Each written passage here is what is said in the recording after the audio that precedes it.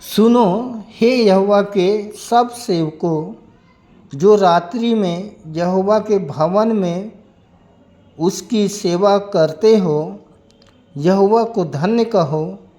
अपने हाथ पवित्र स्थान की ओर उठाओ और यहोवा को धन्य कहो।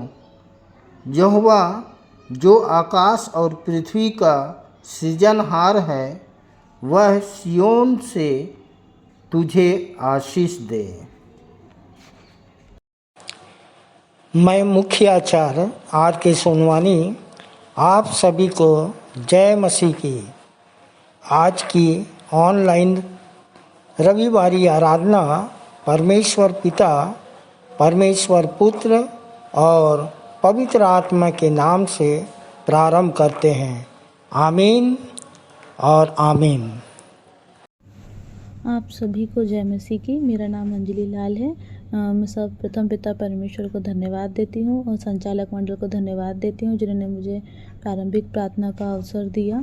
आइए हम प्रार्थना में जाएंगे, हाथों को जोड़ेंगे, सिरों को झुकाएंगे, ध्यान परमेश्वर की ओर लगाएंगे। महान सामर्थी दयालु पिता परमेश्वर, फिर से आपके चरणों के करीब आते हैं पिता। आपका धन्यवाद करते हैं कि आपने अब तक हम सबको संभाला पिता परमेश्वर।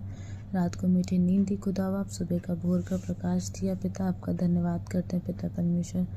प्रार्थना करते हैं पिता परमेश्वर आज की आराधना के लिए पिता परमेश्वर। आज की आराधना में गीतों का गाया जाना पिता परमेश्वर, वचन का बोला जाना, भेंटों का दिया जाना पिता परमेश्वर, सब कुछ आपको सुखदायी सुगंध के समान ग्रहण हो सके पिता परमेश्वर। ऐसे आपसे प्रार्थना करते हैं पिता परमेश्वर। और पिता परमेश्वर प्रार्थना करते हैं आज की आराधना में जितने लोग सम्मिलित होते हैं पिता परमेश्वर, सबको आशीष देना पिता परमेश्वर। आज की आराधना को आपके हाथ में छोड़ते पिता परमेश्वर। छोटी सी दुआ को आपके बेटे प्रभु यीशु मसीह के नाम में होकर मांग लेते हैं, आमीन। जन्मोत्सव के आनंद में हम एक गीत गाएंगे। गीत का नंबर 66, हमन गाना गाबोन से। दुनिया में छाया था गम का अंधेरा, यीशु जो आया तो चमका सवेरा।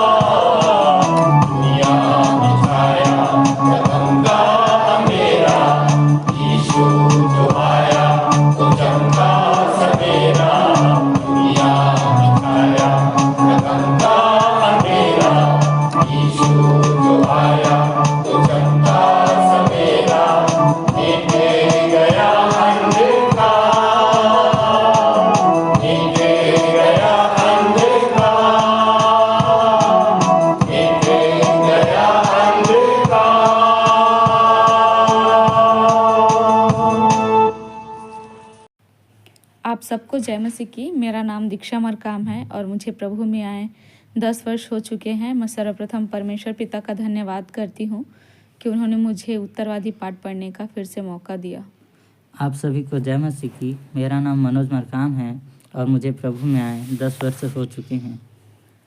आइए उत्तरवादी पाठ पढ़ने के लिए निकाल लेंगे प्रेरितों के काम उसका 17वां अध्याय 1 पद से लेकर अंतिम पद तक। पहला पद मैं पढ़ूंगी, दूसरा पद भाई मनोज के साथ पढ़ेंगे, जो कि नीली वाली पुस्तक में पृष्ठ संख्या 205 पर पाया जाता है।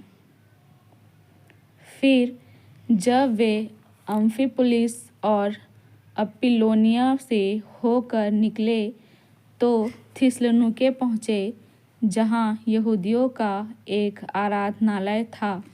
पौलुस अपनी रीति के अनुसार उनके पास गया और 3 सप्ताह तक पवित्र शास्त्र से उनके साथ वाद विवाद करता रहा और इस बात का अर्थ स्पष्ट करके यह प्रमाणित करता रहा कि मसीह को दुख उठाना और मृतकों में से जी उठना अवश्य था। और वह कहता था, यही यीशु जिसका मैं तुम्हारे सामने प्रचार करता हूँ मसीह है। उनमें से कुछ लोगों ने विश्वास किया और भक्त यूनानियों के एक बड़े समूह व बहुत सी प्रमुख स्त्रियों सहित वे पौलुस और सीलास के साथ मिल गए। परंतु यहूदी ईर्ष्या से जल उठे और उन्होंने बाजार से कुछ दुष्टों को अपने साथ लिया और भीड़ इकट्ठी करके नगर में हुल्लड़ मचाया और यासोन के घर पर चढ़ाई करके उन्हें लोगों के सामने लाना चाहा। परंतु जब उन्होंने वहाँ उन्हें नहीं पाया तो वे यासोन और कुछ भाइयों को नगर के अधिकारियों के पास घसीट लाए और चिल्लाकर कहने लगे, ये लोग जिन्होंने संसार में उथल पुथल मचा दी है, यहाँ भी आ पहुँचे हैं। और यासोन ने उन्हें अपने यहाँ ठहराया है और वे सब के सब कैसर की आज्ञाओं का यह कहकर विरोध करते हैं कि यीशु नाम का कोई अन्य राजा है।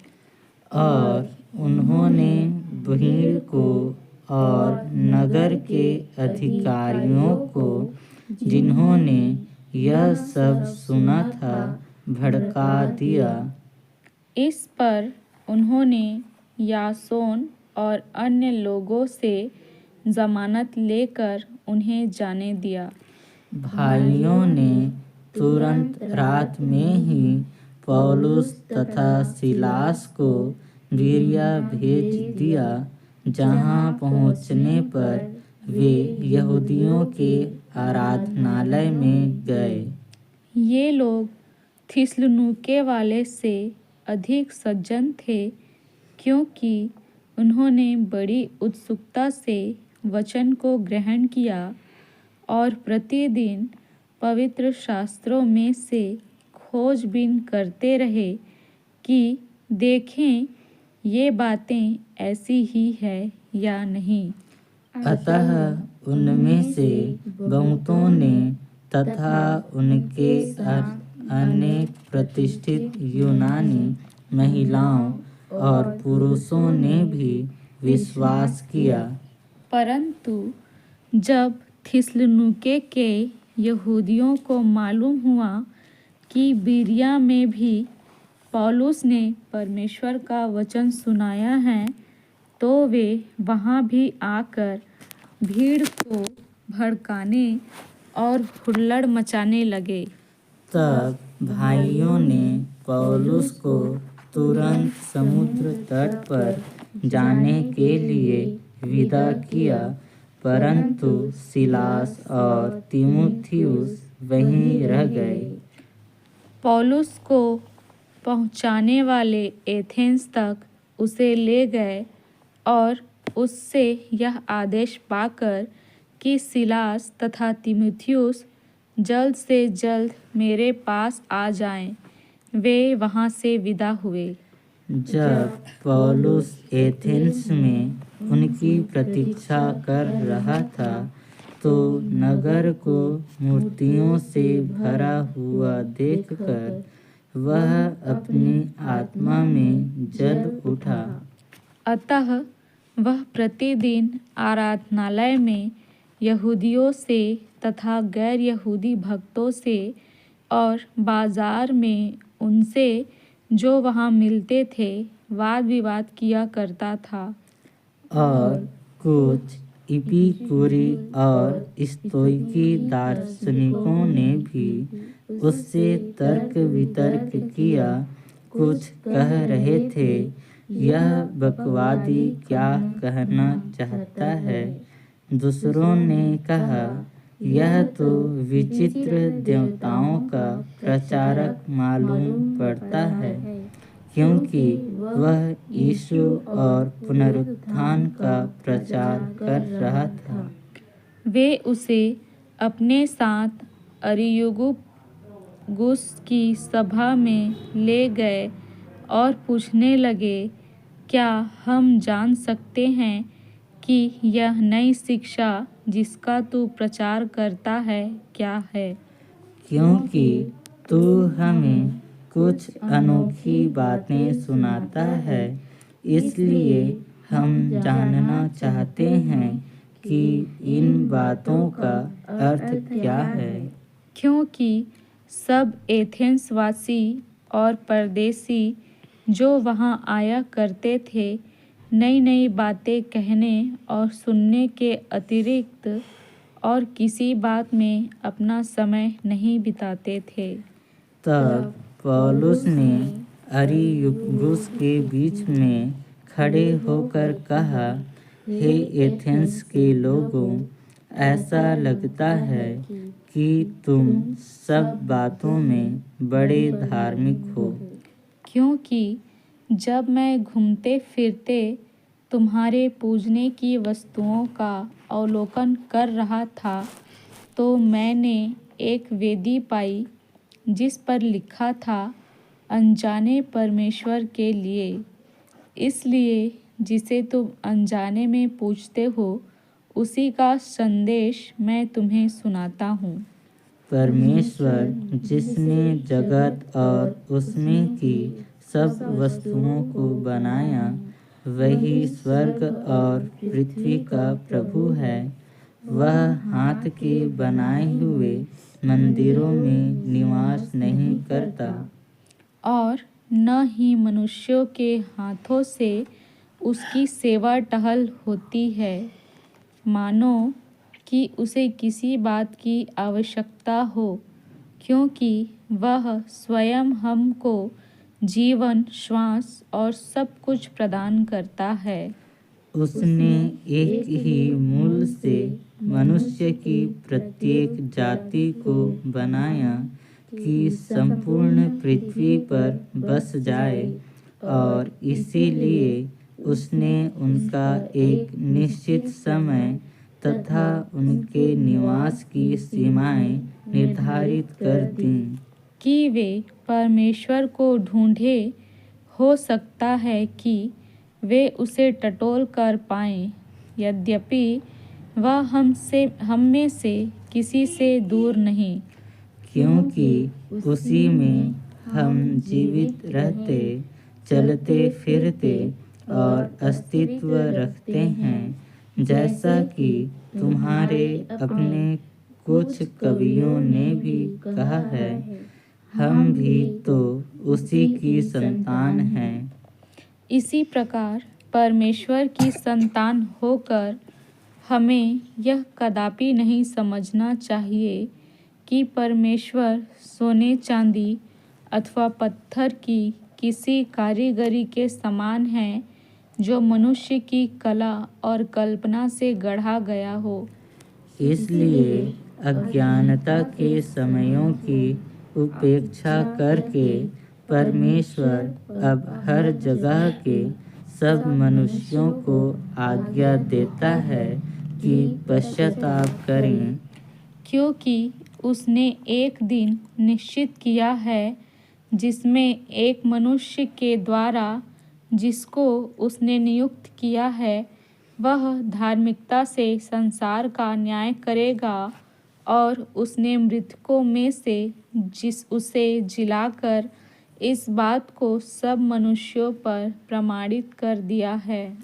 जब उन्होंने मृतकों के पुनरुत्थान की बात सुनी तो कुछ लोग ठट्ठा करने लगे, परंतु दूसरों ने कहा, हम इस विषय में तुझसे फिर कभी सुनेंगे। इस पर पौलुस उनके मध्य से चला गया। अंतिम वचन हम सब एक साथ पढ़ लेंगे। परंतु कुछ लोग उसके साथ हो लिए और उन्होंने विश्वास किया, जिनमें अरियुगुस का सदस्य दियोनुसियुस और दमरिस नाम की एक महिला तथा उनके साथ अन्य और लोग भी थे। परमेश्वर पिता अपने वचन के पढ़े और सुने जाने पर हम सबको बहुतायत की आशीष दे। आमीन। आइए हम विश्वास वचन बोलें। मैं सर्वशक्तिमान पिता पर स्वर्ग और पृथ्वी के सृजनहार परमेश्वर पर विश्वास रखता हूँ। मैं उसके एकलौते पुत्र हमारे प्रभु यीशु मसीह पर, जो पवित्र आत्मा के सामर्थ के द्वारा कुमारी मरियम से जन्मा, जिसने पोंतियुस पिलातुस के राज्य में दुख उठाया, जो क्रूस पर टांगा गया और मारा गया, जो गाड़ा गया और अदृश्य लोक में पहुंचा, और तीसरे दिन मृतकों में से फिर जी उठा, जो स्वर्ग पर चला गया और सर्वशक्तिमान पिता परमेश्वर के दाहिने हाथ विराजमान है, और जीवितों और मृतकों का न्याय करने फिर आने वाला है। विश्वास रखता हूँ मैं पवित्र आत्मा पर, पवित्र सार्व कलीसिया पर, संतों की संगति पर, देह के पुनरुत्थान पर, पापों की क्षमा पर और अनंत जीवन पर विश्वास रखता हूँ। आमीन। आप सभी को जय मसीह की। आइए हम प्रार्थना में जाएं, हाथ जोड़ें, आंखें बंद करें, ध्यान परमेश्वर की ओर लगाएं। हमारे जीवित सामर्थी अनुग्रहकारी प्रेमी पिता परमेश्वर, बड़े ही धन्यवाद के साथ हम आपके चरणों में आते हैं प्रभु जी। आज के पवित्र विश्राम दिन में आपने हमें प्रवेश कराया, हम जीवितों के बीच में पाए जाते हैं। ये आपकी बड़ी दया है प्रभु जी। बहुत से ऐसे लोग होंगे जिन्होंने आज का दिन भी नहीं देखा होगा, परंतु प्रभु जी हम आपकी स्तुति महिमा करने के लिए इकट्ठे हो सके हैं। सो होने दीजिए प्रेमी पिता परमेश्वर की जब हम आपकी स्तुति महिमा आराधना करते हैं तो हम आत्मा और सच्चाई से आपके लिए स्तुति महिमा गान कर सकें। और प्रभु जी जितने लोग इसमें शामिल होना चाहते हैं उन सब की सहायता करिए कि इस आराधना में शामिल हो सके, किसी भी प्रकार से व्यवधान ना हो, शैतान की कोई भी युक्तियां कार्य ना करे प्रभु जी। और जब हम आपके लिए प्रभु जी गीतों को गाते हैं, वचनों की संगति करते हैं, संदेश का दिया जाना और प्रेमी पिता परमेश्वर प्रभु भोज की ब्यारी में शामिल होना, भेंटों का चढ़ाया जाना, ये सब कुछ आपको सुखदायक सुगंध के रूप में ग्रहण योग्य हो। प्रभु जी जितने नए नए विश्वासी हमारे साथ आपकी स्तुति महिमा करना चाहते हैं उन सब पर भी आपकी आशीष और अनुग्रह को चाहते हैं। होने दीजिएगा प्रभु जी कि आपकी मनोकामना उनके जीवन में पूरी होने पाए। और प्रभु जी उनकी समस्याएं प्रभु यीशु मसीह में होके दूर हो सके।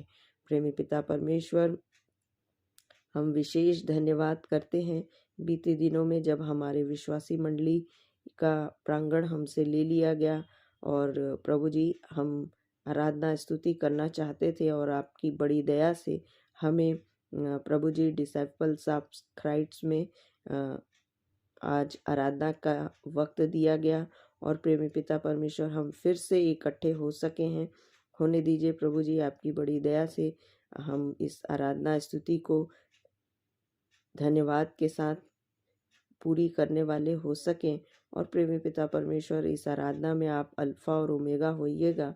और हम विशेष रूप से प्रार्थना करते हैं हमारे पूरे देश में जहाँ कहीं भी आपके नाम की महिमा स्तुति होती है, चाहे वो प्रदेश में हो, गांव, कस्बे, नगरों में या प्रभु जी राज्य में और विशेष करके विदेशों में भी, जहाँ कहीं भी पूरी दुनिया में आपकी स्तुति महिमा हो रही है प्रभु जी, आराधनाएं लगाई जा रही हैं, उन सब स्थानों पर हम आपकी उपस्थिति को चाहते हैं और चाहते हैं प्रभु जी कि इन दिनों में जब बड़े सताव हैं, क्लेश हैं, तब भी प्रभु जी हम सब विश्वासी भाई बहनों के विश्वास को आप दृढ़ रखिएगा और हम निरंतर प्रभु जी आपकी स्तुति महिमा अपने जीवन से कर सकें।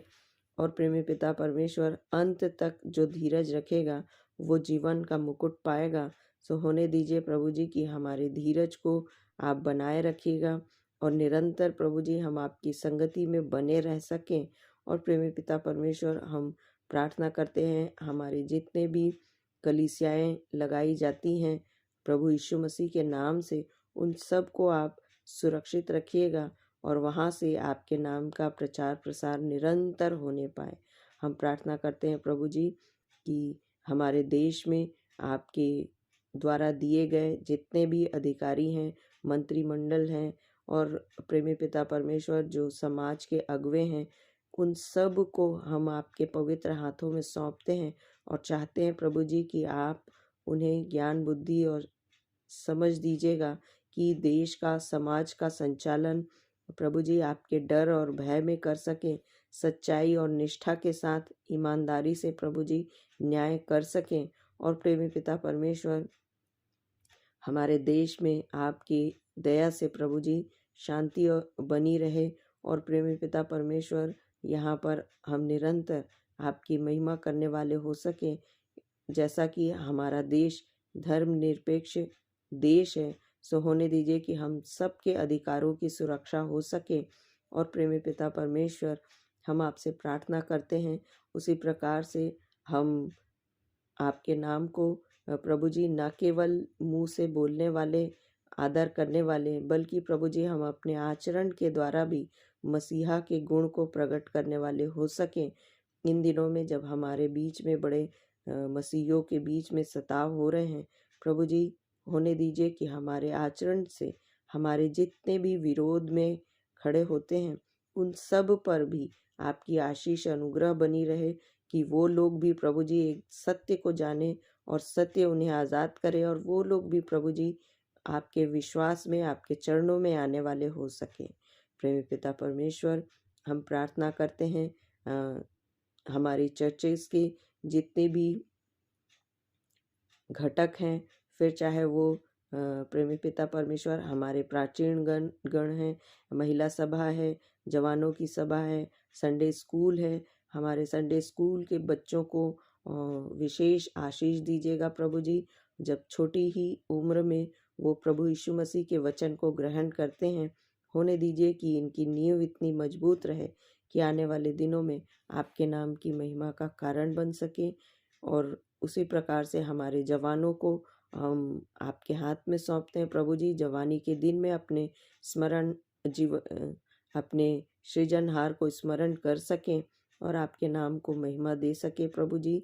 बुरी संगति से वो लोग बचे रह सकें और प्रभु जी आपके नाम से प्रभु जी आपका प्रचार प्रसार करते हुए आपके नाम को ऊंचा उठा सके। उसी प्रकार से हमारी महिला सभा है, हमारे प्राचीन गण हैं और भी जितने हमारे कलीसिया के घटक हैं प्रभु जी, जो हमारे संघ कार्य करते हैं, उन सब को नाम बनाम हम आपके हाथ में सौंपते हैं। आपकी दया और आशीष और बरकत निरंतर इन पर बनी रहे। विशेष करके प्रभु जी हमारी कलीसिया से के जितने भी सदस्य हैं, और यदि किसी के परिवार में कोई बुजुर्ग बिस्तर में हैं, बीमार हैं, प्रभु जी होने दीजिए कि वो सब भी चंगाई पा सकें और फिर से आपकी स्तुति महिमा करने के लिए आपकी कलीसिया में आ सकें। उसी प्रकार से प्रभु जी हम प्रार्थना करते हैं उन सारे बीमारों के लिए, शैतानी शक्तियों के लिए से ग्रसित लोगों के लिए, और चाहते हैं प्रभु जी कि वो भी अपनी शैतानी शक्तियों से छुटकारा पा सकें, अपनी परेशानियों से छुटकारा पा सकें और आपके नाम की स्तुति महिमा करने वाले हो सके, गवाही देने वाले हो सकें। प्रेमी पिता परमेश्वर, हमारी आराधना में आप अल्फा और ओमेगा होइएगा, और जो भी वचन का बीज बोया जाता है आपकी बड़ी दया से हमारे दिल दिमाग, हमारे हृदय में बसने पाए, और वो प्रभु जी 60 गुना 100 गुना फल लाने वाले हो सकें, और हम आपके नाम को और भी ऊंचा उठा सकें। प्रेमी पिता परमेश्वर, और क्या मांगे, मांगने से पहले आप हमें सब कुछ देते हैं, इसलिए हमारे जितने संचालन करने वाले हैं, हमारे संचालक मंडल को हम विशेष रूप से आपके पवित्र हाथों में सौंपते हैं। हमारे संचालक, सह संचालक, हमारे आचार्यगण जो तन मन धन से प्रभु जी समर्पित हैं, आपके लिए कार्य करते हैं, उन सब पर आपकी विशेष आशीष हो, और प्रभु जी ज्ञान बुद्धि समझ से परिपूर्ण करिएगा कि हम सबकी भेड़ों की जब चरवाई करते हैं आपकी बुद्धि से, आपकी वचन के सामर्थ्य से प्रभु जी वो उनकी चरवाही कर सकें, और हम सब प्रभु जी आपके नाम को महिमा दे सकें। बड़े धन्यवाद के साथ विनती प्रभु यीशु मसीह के धन्य और मीठे नाम में होकर मांगते हैं, आमीन। हम संदेश सुन लेंगे सह संचालक श्री आशीष जाल जी से, जिनका विषय है जब चारों ओर से हो क्लेश, जब चारों ओर से हो क्लेश तो कैसे आए पेश। 2 कुरिन्थी 4:8। खुदावंद प्रभु यीशु मसीह के मधुर नाम में आप सबको जय मसीह की। मैं आशीष जलाल विश्वासी मंडली बिलासपुर से आप सब सुनने वालों का स्वागत करता हूं। आज का विषय इस प्रकार से है, जब चारों ओर हो क्लेश तो कैसे आए पेश, जो लिया गया है 2 कुरिन्थियों 4 अध्याय आयत 8, 9 और 10। यहाँ परमेश्वर का वचन इस प्रकार से बयान करता है, हम चारों ओर से क्लेश तो भोगते हैं पर संकट में नहीं पड़ते, निरुपाय तो हैं पर निराश नहीं होते, सताए तो जाते हैं त्यागे नहीं जाते, गिराए तो जाते हैं पर नष्ट नहीं होते। हम यीशु की मृत्यु को अपनी देह में हर समय लिए फिरते हैं कि यीशु का जीवन भी हमारी देह में प्रकट हो। परमेश्वर अपने वचन के पढ़े सुने जाने पर हम सबको बहुत आयत की आशीष प्रदान करे। सारी कलीसिया कहे आमीन। खुदावन के लोगों, मसीह जीवन में आगे बढ़ते हुए कई दफ़ा हम अपने आप को समस्याओं में, संकटों में, क्लेशों में घिरा हुआ पाते हैं। एकाएक कठिन चुनौतियां हमारे जीवन में आ जाती हैं, जैसे मानो हम भयंकर तूफान में फंस गए हों। हमारी सहन शक्ति की जबरदस्त परीक्षा होती है, जैसा कि बीते दिनों हम सब ने देखा। विश्वासी मंडली कलीसिया की इस दौर से गुजरी है। ऐसे में तमाम लोगों की नेगेटिव बातें भी हमारे कानों तक आती हैं। लोग परमेश्वर के अगुओं की सेवकाई पर भी दोष लगाने लगते हैं। तमाम किस्म के इल्ज़ाम भी लगाए जाते हैं। उन तमाम बातों का असर भी होता है। कई प्रश्न खड़े होते हैं हमारे सामने कि हमारे साथ ही ऐसा क्यों, जबकि हम तो परमेश्वर की महान आज्ञा को मान रहे हैं। खुदावन के लोगों, आज्ञा तो यीशु मसीह के चेले भी मान रहे थे, फिर भी उनकी नाव झील के तूफान में फंसी थी, जिसका वर्णन मत्ती रचित सुसमाचार 14 अध्याय आयत 22 से 27 में मिलता है। यीशु मसीह ने जैसा उनसे कहा था वैसा ही चेलों ने किया था, फिर भी तूफान में फंसे। इसलिए हमको समझना है, आज्ञाकारी होने के बावजूद हमारे जीवन के अंदर तूफान आ सकते हैं। खुदावन के लोगों, मैं यह बात फिर से दोहराना चाहता हूँ, आज्ञाकारी होने के बावजूद हमारे जीवनों के अंदर तूफान आ सकते हैं। खुदावन के लोगों, ऐसे विपरीत परिस्थितियों में आपको खामोश शांत रहकर निडरता के साथ परमेश्वर की सामर्थ पर भरोसा रखकर समस्याओं के सामने खड़े रहना है। गोलियत के समान बड़े बड़े शासकों के सामने, बड़े बड़े दलों के सामने, बड़ी बड़ी शक्तियों के सामने, क्योंकि हम इस संसार के द्वारा सताए तो जाते हैं, पर परमेश्वर हमको त्यागता नहीं है। संसार के द्वारा हम गिराए तो जाते हैं, पर परमेश्वर हमको नष्ट नहीं करता। संसार की शक्तियों द्वारा हम चारों ओर से क्लेश तो भोगते हैं, परंतु परमेश्वर हमको संकट में पड़ने नहीं देता। हम निरुपाय तो होते हैं, परंतु परमेश्वर हमको निराश नहीं करता, क्योंकि हम विश्वासी यीशु की मृत्यु को अपनी देह में लिए फिरते हैं। इसका मतलब है विपरीत परिस्थितियों में यीशु मसीह के जैसी प्रतिक्रिया करना। लोगों ने खुदावन यीशु मसीह को शैतान कहा, यहूदा इस्करियोती ने पैसा चुराया, लोगों ने उस पर थूका, लोगों ने उसको अवैध संतान कहा, उसका अपमान किया, उसको लूटा, गालियां दी, प्रचार से रोका और तो और आराधनालय से बाहर निकाल कर फेंक दिया। यह है यीशु का मरना, जिसको आप, मैं और हमारी कलीसिया अपने देह में लिए फिरती है। तो यीशु का जीवन भी हमारी देह में प्रकट होगा ही होगा। लोग फिर से हमारी कलीसिया को महिमा में देखेंगे और हमारी गवाही देंगे, क्योंकि परमेश्वर की प्रतिज्ञा यही है कि परमेश्वर तूफानों में भी हमारी विजय करता है। परमेश्वर इस छोटे से मनन के द्वारा हम सबको बहुत आयत की आशीष दे। God bless you. परमेश्वर के वचन में हमेशा बने रहें। सुंदर संदेश के लिए सह संचालक श्री आशीष जलाल जी को बहुत बहुत धन्यवाद। उन पर और उनके पूरे परिवार पर बहुतायत की आशीष हो। प्रभु भोज विधि का संचालन आचार्य श्री SD यादव जी के द्वारा। सबको जय मसीह की। मैं आचार्य SD यादव, और मुझे प्रभु को संचालन करने का अवसर प्रदान किया है परमेश्वर पिता ने। मैं परमेश्वर पिता को हृदय से लाख लाख धन्यवाद देता हूँ,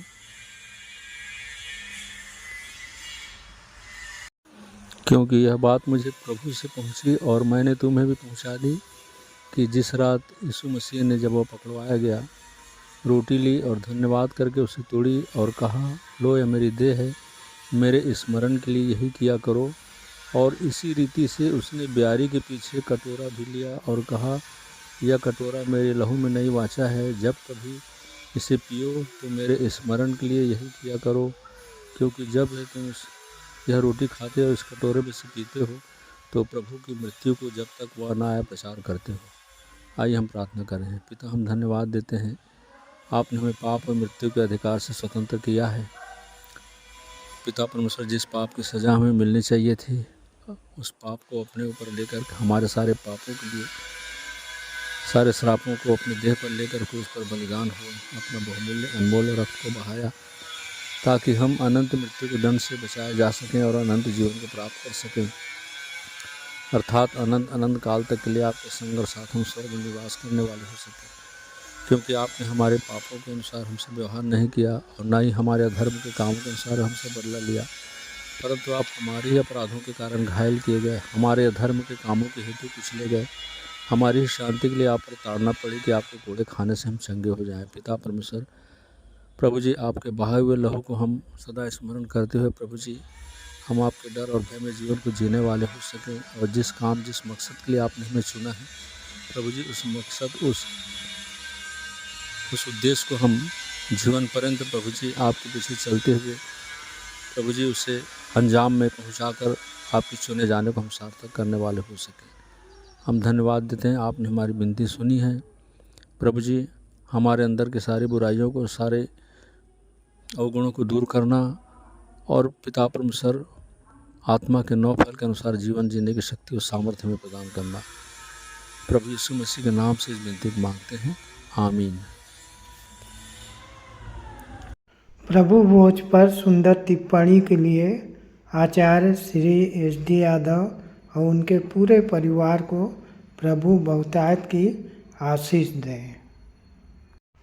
अपनी अपनी भेंटों को देने के द्वारा परमेश्वर की महिमा करेंगे और इस समय हम गीत गा लेंगे। 6 नंबर प्रभु का धन्यवाद करूँगा। तत्पश्चात भेंट की प्रार्थना करने में अगुवाई करेंगी कुमारी उषा सागर। आइए हम प्रभु की महिमा के लिए गीत गा लेंगे। स्तुति के गीत क्रमांक 6 से, और गीत के बोल हैं, धन्यवाद सदा प्रभु ख्रिस्ट तुझे, तेरे सम्मुख शीश नवाते हैं।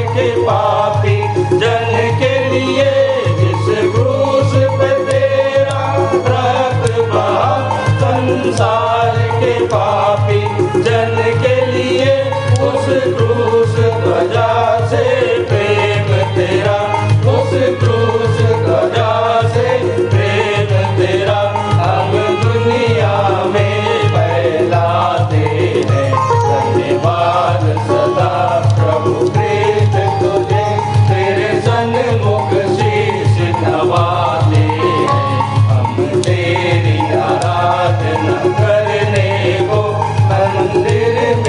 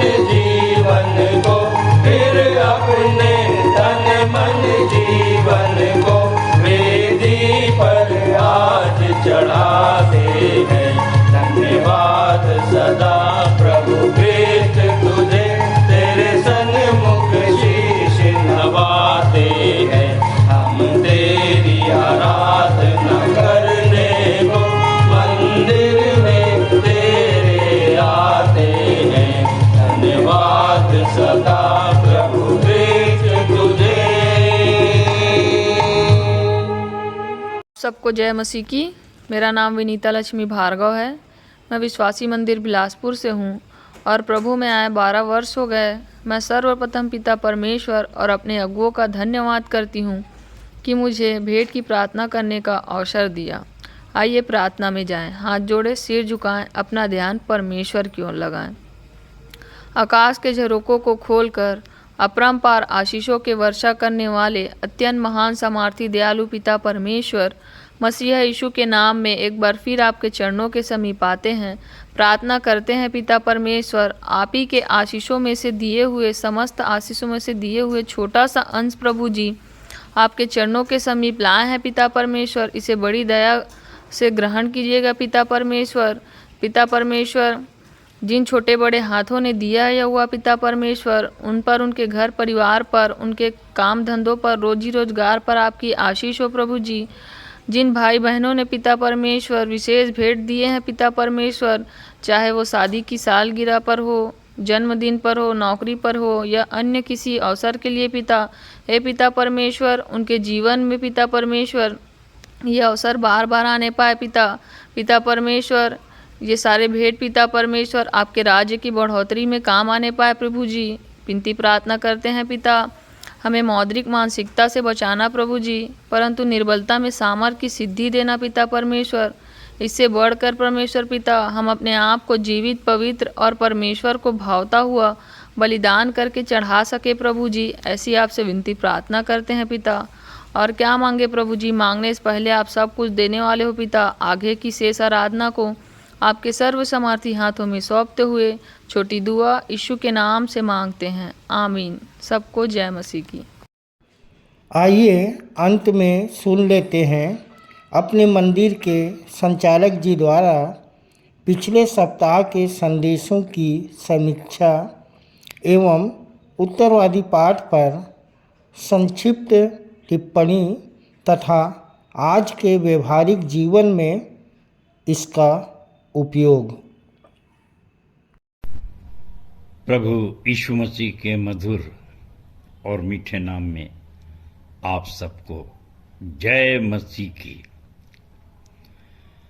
परमेश्वर का धन्यवाद हो कि हम फिर से एक बार ऑनलाइन की इस आराधना में जुड़ सकते हैं। प्रियो, आज का उत्तरवादी पाठ है प्रेरितों के काम 17, पूरा पाठ 1 से 34 पद है इसमें। और यहाँ पर पौलुस की थिस्सलुनीके, बीरिया और एथेंस नगर की यात्रा का वर्णन किया गया है। ये बहुत ही जाना माना अध्याय है और इसकी महत्वपूर्ण बातें आप जानते हैं कि एथेंस में पहुंचकर कैसे उसने मंदिरों को देखा और फिर क्या कहा और कैसे विवाद होते थे और कैसे वे एक जगह से दूसरी जगह, एक नगर से दूसरे नगर भागते थे, उनको जाना पड़ता था। और ये प्रथम शताब्दी की कलीसियाओं का निर्माण हो रहा था। कैसे प्रथम शताब्दी की कलीसियाएं बनेंगी, आज तो हमारे सामने बहुत से उदाहरण हैं। हम प्रजातांत्रिक देशों में जीते हैं और विरोध आज भी वैसा ही है, पर आज बहुत कम है। पहले तो बहुत जबरदस्त था।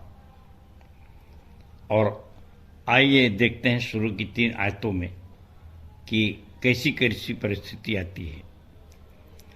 प्रेरितों के काम 17 अध्याय प्रथम से। फिर जब वे अम्फिपुलिस और अपुल्लोनिया में होकर निकले तो थिस्सलुनीके पहुंचे, जहां यहूदियों का एक आराधनालय था। पौलुस अपनी रीति के अनुसार उनके पास गया और 3 शब्द तक पवित्र शास्त्र से उनके साथ वाद विवाद करता रहा और इस बात का अर्थ स्पष्ट करके यह प्रमाणित करता रहा कि मसीह को दुख उठाना और मृतकों में से जी उठना अवश्य था और वह कहता था, यही यीशु जिसका मैं तुम्हारे सामने प्रचार करता हूं मसीह है। प्रियो, आज भी मैं इस बात का बहुत जोर देता हूं, इस बात पर, जिस बात पर वो विवाद कर रहा था कि यीशु को मसीहा सिद्ध करने के लिए वह विवाद करता था और प्रमाणित भी कर रहा था। अब ये देखिए, दो अलग अलग शब्द हैं। यीशु प्रॉपर नाउन है और अपन जानते हैं व्यक्तिवाचक संज्ञा है, और मसीहा एक कॉमन नाउन है। बहुत से लोग इस शब्द का उपयोग करते हैं, विशेषकर हमारे यहाँ भी।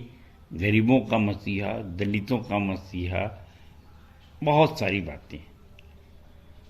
तो ये मसीहा जो है, आज हम अपने विश्वासी मंदिर में इस शब्द को मैं बहुत फोकस किया और दृढ़ता से रखा कि हमारा उद्देश्य किसी को भी ईसाई जाति का बनाने का नहीं, परंतु मसीहा बनाने का है, अर्थात बचाने वाला।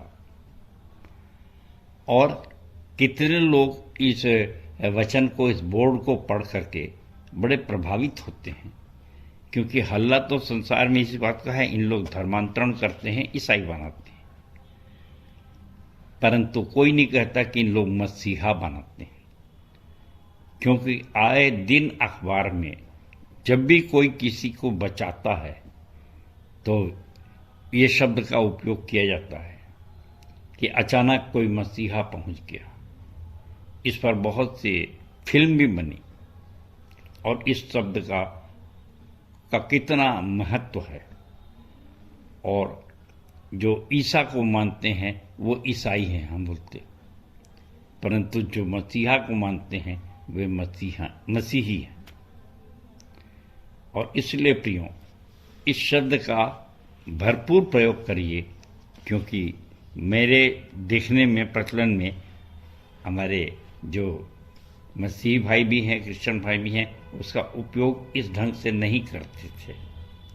और ये बहुत ही प्रभावशाली संदेश है, बहुत प्रभावशाली शब्द भी है।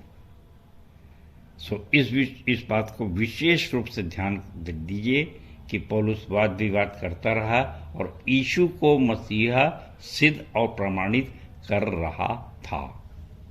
इसके बाद उसी कौम के लोग, यहूदियों का विरोध प्रारंभ होता है, और 5वें पद से देखिए लिखा है, परंतु यहूदी ईर्ष्या से जल उठे और उन्होंने बाजार से कुछ दुष्टों को अपने साथ लिया और भीड़ इकट्ठे करके नगर में हुल्लड़ मचाया और यासोन के घर पर चढ़ाई करके उन्हें लोगों के सामने लाना चाहा। ये यासोन कौन है? एक ऐसा व्यक्ति जिसने उनको बुलाया, वेलकम किया, आतिथ्य स्वीकार किया, और उसी के घर पे सब चढ़ बैठे कि तुमने इनको क्यों पनाह दी। ये देखिए कि इन पर आरोप था कि इन्होंने संसार में उथल पुथल मचा दिया है और इतना हुल्लड़ किए कि यासोन को मुचलके में उनको छुड़ाना पड़ा, अरेस्ट कर लिए थे।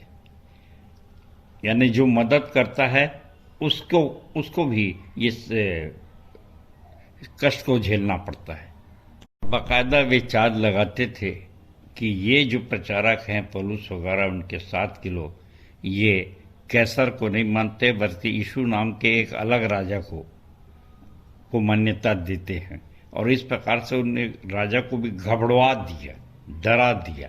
और मैं सोचता हूँ प्रियो, आज के समय में क्या ऐसी स्थिति नहीं है कि इनको रोको? अगर इनको नहीं रोका तो ये चुप ही चुप इतने पूरे देश को वो मसीही राष्ट्र बना देंगे। ये घबराहट है। तो परमेश्वर का धन्यवाद हो कि कुछ लोग अच्छे भी होते हैं जो धर्मराज के खोजी होते हैं, और उन्हीं के विषय में लिखा है 11वें पद में, ये लोग थिस्सलुनीकियों के वालों से अधिक सज्जन थे, क्योंकि उन्होंने बड़ी उत्सुकता से वचन को ग्रहण किया और प्रतिदिन पवित्र शास्त्रों में से खोजबीन करते रहे कि देखें ये बातें ऐसी ही हैं या नहीं। प्रियो, बहुत से वचन जब हम निकालते हैं तो हमारे बहुत से प्रियों ने इस बात की गवाही दी कि जब भैया बोलते थे यूहन्ना 3:11-12 और ऐसे बहुत ढेर से वचन कि ऐसा लगता था कि बाइबल में है कि नहीं है, तो हमने उस पर ध्यान क्यों नहीं दिया अब तक। तो ऐसी बातें होती हैं कि जब हम धर्मराज की खोज करते हैं तो हम जो बचपन से पढ़ते चले आए हैं उन्हीं में से कुछ महत्वपूर्ण बातें हैं जो हमको समझ में नहीं आई, हमने उसको साधारण समझा, लेकिन वो बहुत महत्वपूर्ण होती हैं। और आज देखिए हमारे लिए यूहन्ना 3:11-12 कितना महत्वपूर्ण हो गया। ये पहली काउंसलिंग थी जो यीशु मसीह ने निकोदेमुस से किया, और आप सब जानते हैं कि उसने क्या कहा। हम जो जानते सो कहते हैं और जो हम देखते हैं हम उसकी गवाही देते हैं। और ये कितना प्रभावशाली होता है अगर हम आंखों देखी बातों से प्रचार करें। और ये जो घटना मैंने आपको बताई ये बीरिया नगर की थी, जहाँ की पौलुस थिस्सलुनीकों से बीरिया को पहुँचा था। और यहाँ पर बहुत ही कुछ अच्छे लोग थे, पवित्र शास्त्र ढूंढते थे और जो कुछ बोला जाता था उसको सत्य की खोज करते थे, और उसमें से कितने प्रभावित हुए। 12वें पद में लिखा है, अतः उनमें से बहुतों ने तथा उनके साथ उन अनेक प्रतिष्ठित यूनानी महिलाओं और पुरुषों ने विश्वास किया। देखिए पौलुस की यात्रा आगे बढ़ रही है कि यहाँ भी बीरिया में बहुत हुल्लड़ हुआ और फिर पौलुस को आगे बढ़ना पड़ा एथेंस की ओर। और कुछ समय के लिए वो एथेंस में अपने भाई की तीमुथियुस की और सिलास की का इंतज़ार कर रहा था। तब की घटना ये है कि अपन 16 से देखते हैं कि पौलुस एथेंस नगर में। और प्रियो, धर्मराज की खोजी कहीं न कहीं मिल ही जाते हैं, और ऐसा हुआ कि एथेंस में भी ऐसे खोजी थे, क्योंकि लिखा है 21वें पद में, क्योंकि सब एथेंस वासी और परदेशी जो वहाँ आया करते थे नई नई बातें कहने और सुनने के अतिरिक्त और किसी बात में अपना समय नहीं बिताते थे।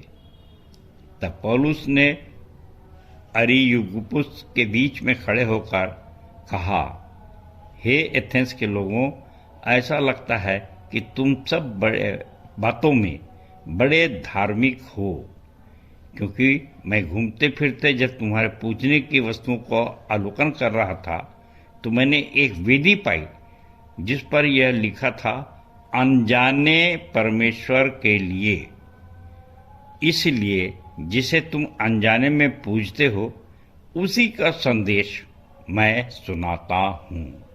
और प्रियो देखिए, ये स्टाइल देखिए कि पौलुस ने कहा, जिस परमेश्वर को तुम पूजते हो, खोजते हो, मानते हो, मैं उसी का संदेश सुनाता हूँ।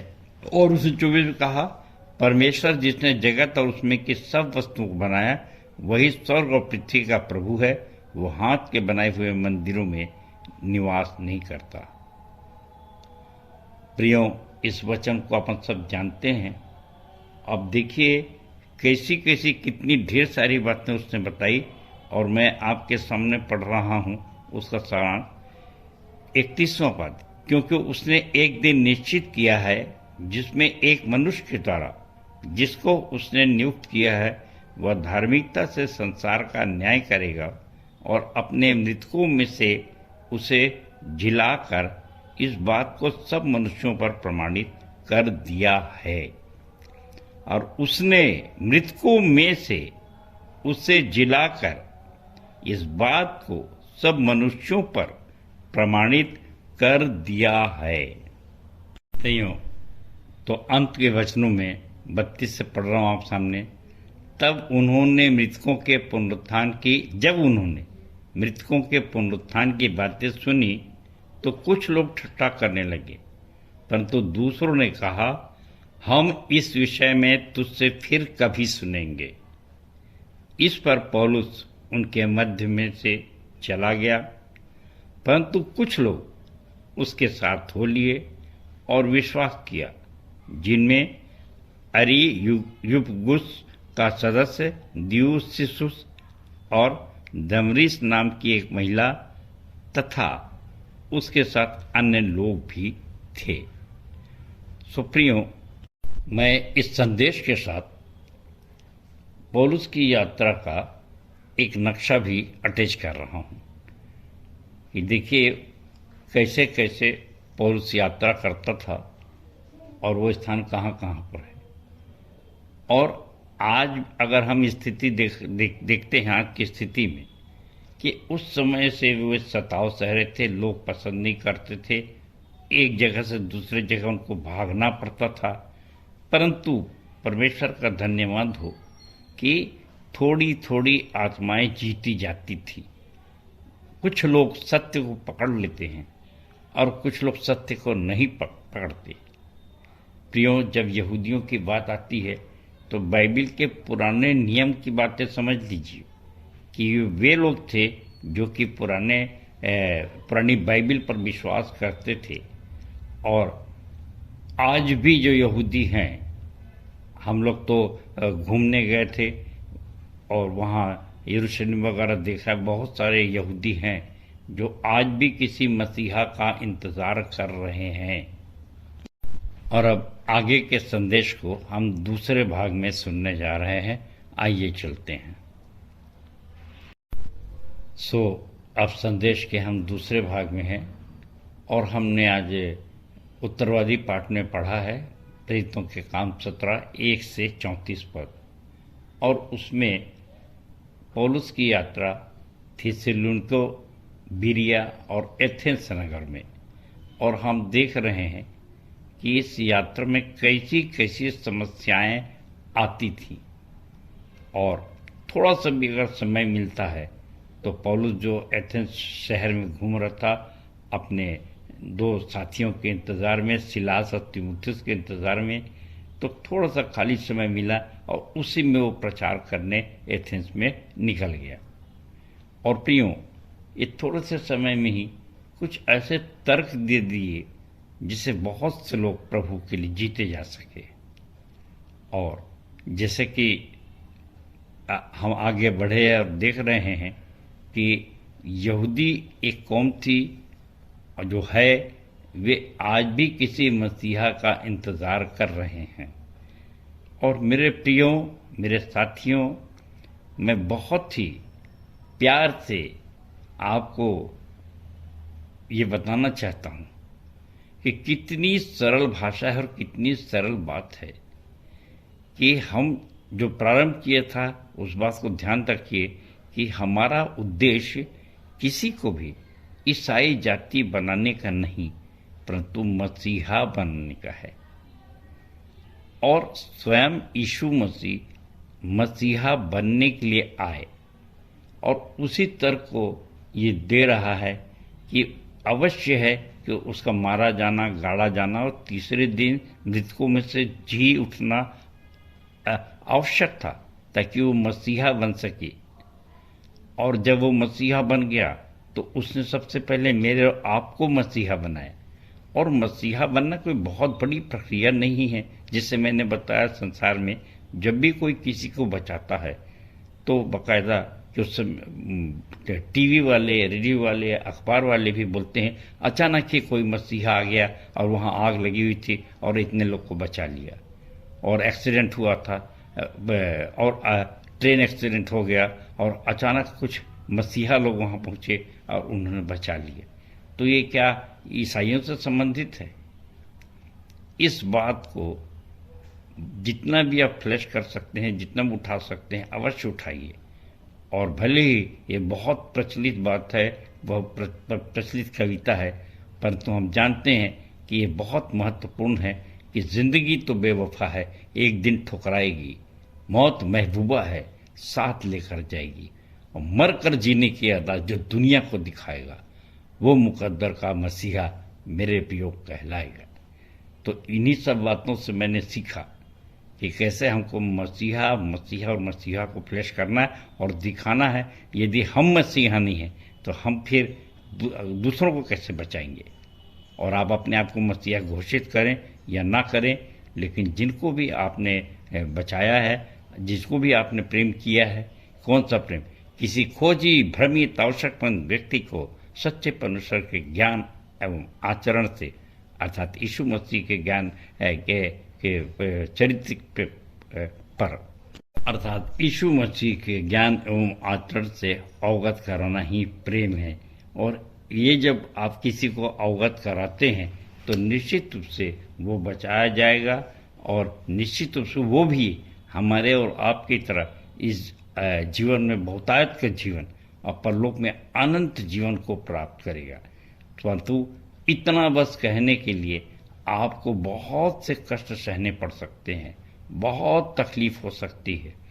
और अभी तो परिस्थिति आपने अनुभव किया कि कैसे अचानक से हमारे को विश्वासी मंदिर खाली करना पड़ा, हमारे लोग खाली किए, और अभी भी हमारे विश्वासी मंदिर में ताला लगा है और उसके लिए हम कोर्ट कचहरी कर रहे हैं, दौड़ रहे हैं।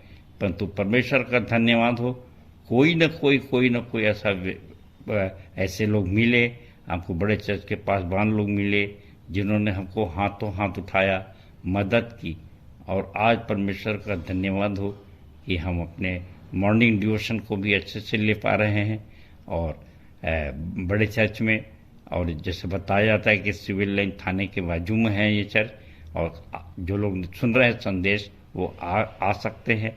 हम लोग वहाँ पे 2 घंटा रहते हैं कम से कम सवेरे, और 8 से 10 समझ लीजिए। तो निश्चित रूप से आइए और प्रभु की व्यवस्था को देखिए कि कैसे उसने हमारे लिए व्यवस्था अचानक की, हम तो नहीं जानते थे। और अब तो और खुशी की बात है कि अब हमको वो स्थान भी मिल गया। भले वहाँ पे कई कलीसियाँ लगती हैं, परंतु हमको 3:30 से 5 का समय मिल गया है जिसमें हम आराधना भी कर सकते हैं। तो ये सब परमेश्वर की अद्भुत व्यवस्था है, जिन चीज़ों को हम अद्भुत देख रहे हैं कि पौलुस अपनी यात्रा में कैसे उसके आगे आगे परमेश्वर के स्वर्गदूत चलते थे और कैसे वे भीड़ से और हुल्लड़ मचाने वालों से बचते चले जा रहे थे। और इस प्रकार से उन्होंने महसूस किया कि जो थोड़ा थोड़ा कष्ट वो उठाते हैं और उससे कितना लाभ हो रहा है। और जो हताश लोग होते हैं, जिनको ईश्वर पर कम भरोसा रहता है, वे बहुत हताश भी हो जाते हैं, निराश भी हो जाते हैं और इस्राएलियों की तरह वो बड़बड़ाने भी लग जाते हैं। सो प्रियो, हम हर एक बात विश्वासी के लिए जानते हैं कि हर एक बात मिलकर भलाई ही को उत्पन्न करती, तीसरी बात को उत्पन्न ही नहीं करती। इस पर बड़े दृढ़ रहिए। और एक आखिरी पद मुझे जो बहुत प्यारा है मैं आपके सामने रखूंगा, 2 कुरिन्थियों 4:17। 2 कुरिन्थियों 4:17। क्योंकि हमारा पल भर का हल्का सा क्लेश हमारे लिए बहुत ही महत्वपूर्ण और अनंत महिमा उत्पन्न करता जाता है। गिडियन बाइबल में इसी को ऐसा लिखा गया है, गिडियन बाइबल से, क्योंकि हमारा पल भर का यह हल्का सा क्लेश एक ऐसी चिर स्थायी महिमा उत्पन्न कर रहा है जो अतुल्य है। हर परिस्थिति के लिए परमेश्वर का धन्यवाद दें और उसकी महिमा एक नए जोश, एक नई उमंग, नए उत्साह से करें, क्योंकि हमको बहुत चिरस्थायी और महिमा मिलने की है। और निरंतर प्रार्थना करते रहें कि हमको हमारा विश्वासी मंदिर फिर से प्राप्त हो सके। सो परमेश्वर अपने वचन के कहे जाने पर आशीष दे सबको। जय मसीह की, जय मसीह की और जय मसीह की। धन्यवाद। उत्तरवादी पाठ पर सुंदर सारगर्भित एवं व्यवहारिक टिप्पणी के लिए अपने संचालक जी का बहुत बहुत धन्यवाद करते हैं। तालियां। हम अपनी आराधना के अंतिम भाग में हैं। अंतिम गीत गाएंगे, आया मसीहा आया मसीहा। अंतिम प्रार्थना करने में अगुवाई करेंगी आचार्य डॉक्टर पूनम साहू।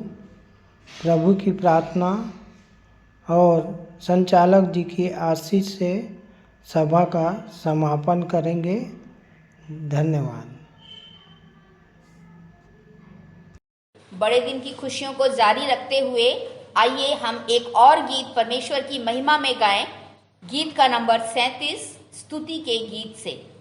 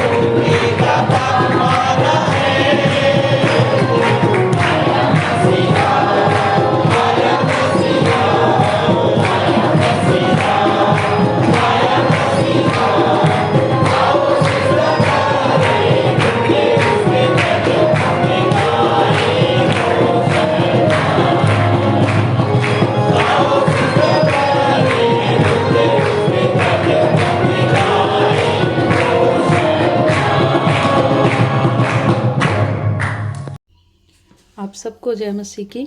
मेरा नाम आचार्य डॉक्टर पूनम साहू है।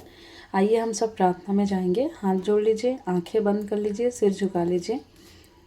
हमारे सर्वशक्तिमान अनुग्रहकारी पिता परमेश्वर, हम आपका हृदय की गहराई से धन्यवाद करते हैं कि प्रभु जी आज संपूर्ण आराधना में पिता आपकी उपस्थिति को हमने अपने बीच में पाया। प्रभु जी हम धन्यवाद करते हैं प्यारे पिता कि हमारे गीतों का गाया जाना, वचन का बोला जाना, भेंट का उठाया जाना, प्रभु भोज की ब्यारी की संगति करना, प्रभु जी सब कुछ आपको ग्रहण सुखदायक सुगंध के रूप में ग्रहण योग्य होने पाया है। प्रभु जी हम धन्यवाद देते हैं प्यारे परमेश्वर पिता कि आप हम में से किसी से दूर नहीं परंतु हमारे ही अंदर निवास करते हैं। प्रभु जी हम आपसे प्रार्थना और विनती करते हैं कि हम आपके सुसमाचार को प्रभु जी हर एक जगह तक ले जाने वाले हो सके प्रभु। और जितने लोगों ने हमारे बीच में पहली बार संगति की, अपने घरों में रहकर पिता परमेश्वर ऑनलाइन आराधना के माध्यम से आपके वचन को सुना, प्रभु प्रत्येक पर आपके आशीष हो, आपका अनुग्रह हो, एक एक जन आपकी महिमा का कारण ठहर सके। प्रभु जी हम आपसे प्रार्थना और विनती करते हैं आने वाले सप्ताह में फिर से हम इसी प्रकार से आपकी संगति कर सके, ऑनलाइन और ऑफलाइन दोनों माध्यम से प्यारे प्रभु जी। और तब तक प्यारे प्रभु जी हम जहाँ कहीं रहते हैं आपकी महिमा करते रहें, आपके नाम को का प्रचार प्रसार करते रहें प्रभु जी। ऐसे पिता परमेश्वर सहायता मदद अगुवाई हम आपसे चाहते हैं। सारी महिमा आदर गौरव आपको देते हुए बड़े धन्यवाद और विश्वास के साथ छोटी विनती प्रभु यीशु मसीह के नाम से मांगते हैं, आमीन। तू जो स्वर्ग में है, तेरा नाम पवित्र माना जाए, तेरा राज्य आए, तेरी इच्छा जैसे स्वर्ग में पूरी होती है वैसे ही इस पृथ्वी पर भी पूरी हो। हमारे दिन भर की रोटी आज हमें दे, और जैसे हमने अपने अपराधियों को क्षमा किया है वैसे ही तू भी हमारे अपराधों को क्षमा कर, और हमें परीक्षा में ना डाल परंतु बुराई से बचा, क्योंकि राज्य, पराक्रम और महिमा सदा तेरे ही हैं, आमीन। और अब शांतिदाता परमेश्वर, जिसने भेड़ों के महान रखवाले हमारे प्रभु यीशु मसीह को सनातन वाचा के लोहू द्वारा मृतकों में से जीवित कर दिया, तुम्हें सब भले गुणों से परिपूर्ण करे, जिससे तुम उसकी इच्छा पूरी करो और जो कुछ उसकी दृष्टि में प्रिय है वह यीशु मसीह के द्वारा हमारे अंदर पूरा करे। उसी की महिमा युगान युग होती रहे, आमीन।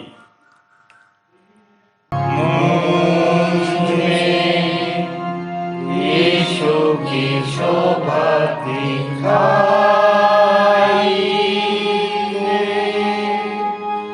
उसका अद्भुत प्यारा संगीत मारता, हे तू आत्मा